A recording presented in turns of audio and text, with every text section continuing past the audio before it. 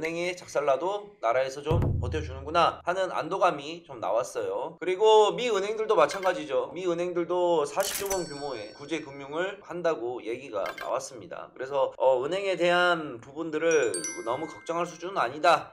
그렇다면 이번에도 시중의 통화량이 증가하고 M2 통화량이 증가한다고 하면 증시가 오를 것이냐? 네, 반갑습니다. AP투자연구소의 이호수 전문가입니다. 반갑습니다. 매일 오전 8시 30분부터 10시까지 진행되는 저희 김용재 소장님의 방송을 보다 보면 최근 주식시장에서도 화두에 올라있는 이 은행 리스크에 대해서 몇 차례 언급을 하신 적이 있었습니다. 관련해서 우려감이 현재 확장되고 있는 상황은 아니더라도 계속해서 지속되고 있는 상황이라는 점은 우리가 인지할 필요가 있겠는데요. 이 리스크가 지속되고 있다 보니까 각국 중앙은행이나 정부에서도 대응책 마련이 계속해서 이어지고 있는 상황입니다. 최근에는 제닛 옐런 재무장관이 말을 번복한다는 평가를 받으면서 증시가 상승 하락에 대한 변동성을 보이고 있기도 한데, 지금 상황의 핵심은 결국은 금리가 높아짐에 대해서 피해가 계속 이어지고 더욱 커질 수도 있다는 상황임을 우선적으로 인지할 필요가 있을 것 같습니다. 관련하여서 많은 분들이 아직까지는 모르고 계신 분들도 많은 것 같은데, 연준과 스위스의 현재 대처 방안이 과연 증시에 호재로 작용할지 악재로 작용할지 등등 다양한 내용들을 살펴보는 시간을 한번 가져보도록 하겠습니다. 금리가 가파르게 상승하면서 국채 가격이 가파른 속도로 하락하고 있습니다. 지난주에도 설명을 드렸었지만 이 금리가 상승하면 국채 가격이 하락하고 금리가 하락하면 국채 가격이 상승하는 요인에 대해서는 인지를 하고 계실 것이라 판단이 되는데요. 사실 가장 화두에 올랐던 실리콘밸리뱅크의 파산 역시도 보유 중인 미국채 자산을 매도를 하면서 반강제적으로 매도를 하면서 평가 손실이 확정 손실로 자리를 잡았기 때문에 이런 파산 사태가 이루어졌다라고 우리가 파악을 할 수 있는 상황이죠. 그렇다면 이런 사태를 막기 위해서 연준은 어떤 대응책을 생각해 볼 수 있을까요? 첫 번째, 금리를 인하하거나, 두 번째, 위험한 은행들의 유동성을 공급하거나, 두 가지의 방향성에 대해서 연준이 어떤 방향으로 자리를 잡는지 살펴볼 필요가 있는 것일 텐데, 자, 최근 FOMC 결과를 보면 미국 중앙은행 연준이 기준금리를 25 베이시스 포인트 올렸습니다. 그리고 점도표를 이렇게 확인해 보니까 대부분 위원들이 5.0에서 5.25% 사이의 기준금리를 2023년 최종금리로 좀 전망을 하고 있는 상황인데, 현재 기준금리가 5.00%이고 파월 의장 역시 작년에 2023년 최종금리를 5.1% 수준으로 전망한다 라는 내용에 대해서는 큰 변화가 없다고 언급을 하였었거든요. 그러면은 올해 한 차례 금리 인상을 더 할 수도 있겠다 라는 점에 대해서도 우리가 시사를 할 수 있는 건데, 동시에 파월 의장은 금리 인하는 없다고 계속해서 강조를 하였었죠. 그렇다면 연준의 대응책에 대해서는 금리 인하가 아니라 유동성 공급에 대해 살펴볼 필요가 있겠는 건데, 최근 BTFP라는 프로그램을 시행하겠다고 연준이 밝혔습니다. 이거는 해당 약자를 따가지고 BTFP라고 우리가 살펴볼 수 있는 건데, 자, 어떤 내용이냐? 은행들이 손실 중인 미국채를 연준에 담보로 제공할 시 미국채 액면가로 인정하여 단기 대출을 해준다는 내용이에요.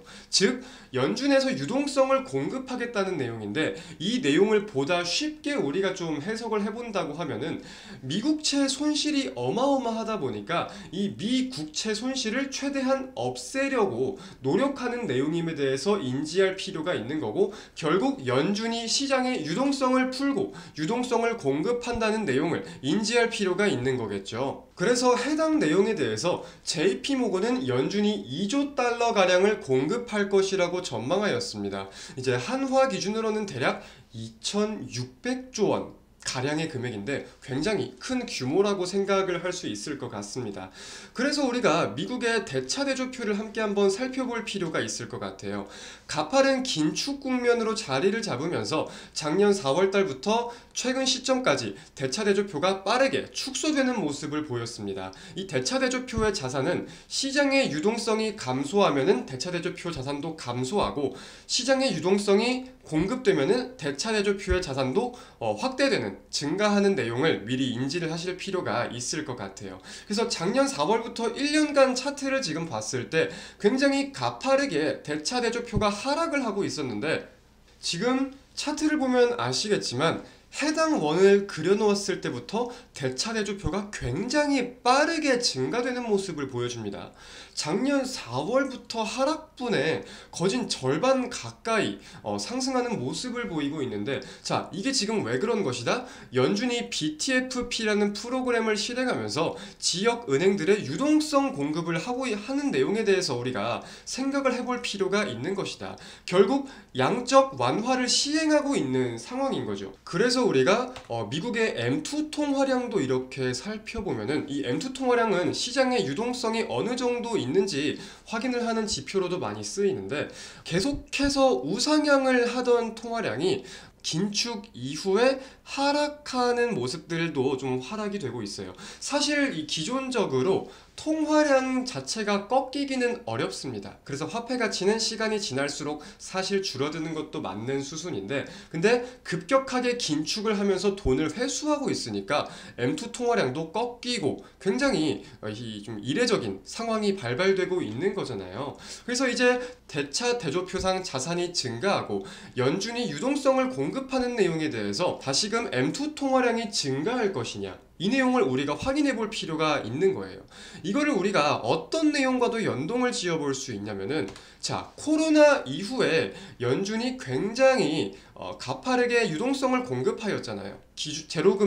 제로금리에 대한 시대를 만들고 유동성을 공급하는 내용들은 많은 분들이 알고 계실 텐데, 자, 지금 해당 시점이 어떤 시점과 일치하죠? 국내 증시가 가파르게 상승을 하기 시작한 시점과 일치하다라는 거예요. 코로나에 대한 악재를 증시가 굉장히 매파적으로 반영을 하고 있었는데, 유동성 공급에 대해서 다시금 큰 호재로서 풀이를 하면서 이렇게 유동성이 공급이 될 때 증시도 급등을 시작하였다라는 수순을 우리가 인지할 수 있는 건데, 그렇다면 이번에도 시중의 통화량이 증가하고 M2 통화량이 증가한다고 하면 증시가 오를 것이냐, 이런 식으로도 우리가 증시를 바라보는 관점 중에 하나로서 좀 자리를 잡게 해볼 수가 있겠죠. 사실 증시가 오른다 떨어진다를 제가 해당 내용들만 가지고 말씀드리기에는 너무 섣부른 상황인 것 같습니다. 지금 이슈 하나하나에 굉장히 증시가 일희일비하고 있는 상황 속에서 우리가 무언가 증시의 앞날을 가늠하기에는 굉장히 섣부르고 무모한 전략을 세우는 거일 수 있다라고 저 같은 경우는 좀 판단을 하고 있는데요. 결국 2020년 코로나 사태 때 유동성이 공급되면서 증시가 급등했고, 지금도 굉장히 가파르게 유동성이 공급되고 있다는 공통점은 물론 있습니다. 하지만 이제 물가에 대해서, 인플레이션에 대해서는 우리가 분명히 계속해서 숙지하고 이 사태에 대해서 어떻게 진행이 되는지 꾸준히 파악을 할 필요가 있다 보니까 해당 내용들을 우리가 꾸준히 관찰하면서 증시의 흐름을 지켜보는 게 중요하겠다라고 판단을 할 수 있을 것 같고, 사실 해당 내용들에 대해 증시를 어떻게 판단할 것인지, 방향성을 어떻게 예측할 것인지는 우리 투자자분들마다 각각 예측이 다르지 않을까 생각을 하고 있습니다. 좀 우려감이 깊은 내용도 있을 수 있어요. 이제 유동성이 공급되는 내용에 대해서 미국의 부채 한도도 함께 생각을 해볼 수가 있을 것 같은데, 코로나 이후에 미국이 급격하게 유동성을 공급하면서 부채 한도와 미국의 부채 역시 빠르게 증가했습니다. 근데 이제 사실 부채 한도가 증가한다는 내용이 긍정적이다라고 생각을 할 수는 없을 거예요. 결국 빚을 갚지 못하고 있는 상황에서 부채를 꾸준히 들여와야 되기 때문에 부채 한도를 늘리는 상황인 거잖아요. 그래서 이런 내용들에 대해서 만약 미국의 신용등급이 하향 조정되는 등 우려가 현실화된다면 뭐 금융시장으로만 살펴본다고 하더라도 안전자산으로 평가받던 미국채에 대한 신뢰, 그리고 가격이 하락할 수 있는 수준, 당연히 여기에 따라 금리는 상승을 하게 되겠죠. 그래서 이렇게 국채를 싼 가격에 마구마구 발행을 하면서 이곳저곳 돌려막기를 할 수도 있을 거고, 버텨오던 미국의 악순환이 반복될 수 있는 수순도 분명 살펴볼 필요는 있을 것 같아요. 이제 미국은 경제 1위 대국입니다. 미국에 대한 신뢰도는 가장 높은 국가이기도 한데 기축통화를 보유한 패권국이라는 점까지 특징으로 꼽아볼 수가 있겠죠. 근데 우리가 해당 내용들에 대해서도 어느 정도 인지를 할 필요는 있지 않을까라고 좀 판단을 하고 있습니다. 자, 그리고 또 화두에 올랐던 은행이라면 어느 은행이 있을까요? 스위스의 크레디트 스위스와 관련된 우려감이 확장되었던 내용 역시 우리가 모두 알고 있는 내용일 건데, 사실 크레디트 스위스 같은 경우는 UBS의 인수가 되면서 어느 정도 우려감이 완화된 모습들을 보이고 있는 상황이기는 합니다. 근데 이 인수에 대한 배경을 좀 살펴보니까 스위스의 재무장관도 그렇고 중앙은행 총재도 그렇고 UBS 회장한테 이런 옵션을 제시했다고 해요. 어떤 옵션이냐? CS를 매입을 하거나 아니면은 UBS 경영진, 너희가 우려하고 있듯이 글로벌 은행센터로서 스위스의 신뢰가 무너지도록 그냥 망하게 내비둬라, 이런 식으로 두 가지의 방향을 줬다고 하는데, 어찌 보면은 반강제적으로 인수한 것도 맞는 표현이 될 수 있지 않을까 라고도 좀 어느 정도는 시사를 할 수 있겠다 라고 판단을 하고 있습니다. 그래서 인수에 대한 조건을 좀 살펴보면은 인수 총액이 30억 스위스 프랑이에요. 한화 기준으로는 4조 2천억 가량 이라고 살펴볼 수 있겠는데, 자 보시면은 CS 주주는 22.48주당 UBS 한 주를 수령해준다 라고 나와 있어요. 하지만 CS 채권에 대해서 우리가 살펴볼 때 신종자본증권인 AT1은 모두 0원으로 상각해서 투자자의 반발이 확산되고 있다 라고 나와 있는 상황입니다. 자, 이게 지금 어떤 내용이냐 우리가 한번 살펴볼 필요가 있을 것 같은데, 자 AT1이라는 거는 코코본드에 포함된 신종자본증권이에요. AT1, T2로 나뉘는데, AT1 같은 경우는 금융회사 건전성에 문제가 발생할 때 투자자 동의 없이 상각하거나 없앤다는 거죠. 보통주로 전환하거나 하는 채권입니다. 일종의 채권이에요. 그래서 이 AT1이라는 거는 주식 전환 기능도 있고 손실 흡수 기능도 포함하고 있는 거라서 금융기관의 이 자본을 강화시키는데 굉장히 큰 도움이 되었어요. 그래서 발행하는 금융사들도 꽤나 있고, 실제로 아까 보셨던 것처럼 유럽 AT1 시장 규모는 한화 기준 360조 원이다 까지 나와 있는 상황인데, 근데 이런 사태가 지금 어떻게 좀 해석을 해야 되는 거냐면, 지금 표기가 되어 있듯이 투자자 동의 없이 상각할 수 있다고 나와 있는 것은 맞습니다. 그러면 우리가 주식은 변제가 되었고 이 채권 AT1은 상각된 거에 대해서 살펴볼 필요가 있을 건데, 우선 변제에 대한 순위를 살펴보면은 채권이 우선이고 AT1이 그 가운데고 사실 주식이 맨 마지막이에요. 채권 중에서도 뭐 선순위, 후순위로 나뉘면서 다양한 내용들을 살펴볼 수 있겠지만, 우선 AT1에 중점을 두고 대표적으로 바라볼 때는 채권이 1등, AT1이 2등, 주식이 3등 순서로 변제된다 라고 해석을 할 수 있는 겁니다. 근데 지금 어떤 상황이에요? 크레디트 스위스의 주식은 살려주는데 AT1은 상각을 한다. 그러면 당연히 AT1과 관련된 채권 시장에 대한 우려감은 엄청나게 확대가 될 수밖에 없는 상황인 거겠죠.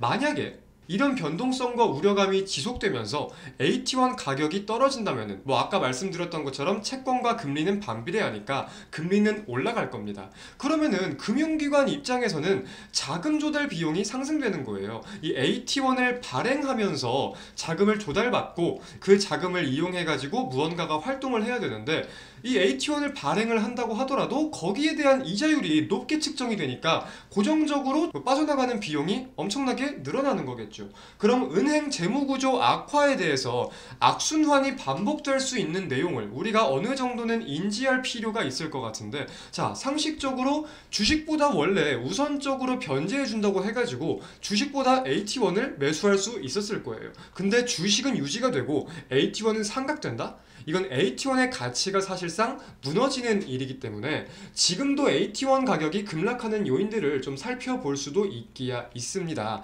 그래서 유럽 신종자본증권 AT1 시장 규모가 현재 360조 원 가량으로 나와 있는데 관련돼 가지고 우려감이 좀 해소가 될 수 있는지, 스위스에서 어떤 식으로 추가적인 언급을 할 수 있는지에 대해 우리가 분명 지켜볼 필요는 있을 것 같다라고도 판단을 할 수 있을 것 같습니다. 그래서 사실 해당 내용들이 주식시장에 얼마나 큰 파급을 불러올지는 아직까지는 크게 가늠할 수는 없는 상황일 거예요. 근데 많은 주린이분들, 많은 투자자분들이 놓치고 계신 내용이 있는 것 같아서 제가 오늘 이렇게 좀 설명을 드리고자 인사를 드리게 되었고, 언제나 오늘처럼 늘 AP투자연구소 시청자, 구독자분들을 위해 노력할 수 있는 이호수 전문가가 되도록 하겠습니다. 감사합니다.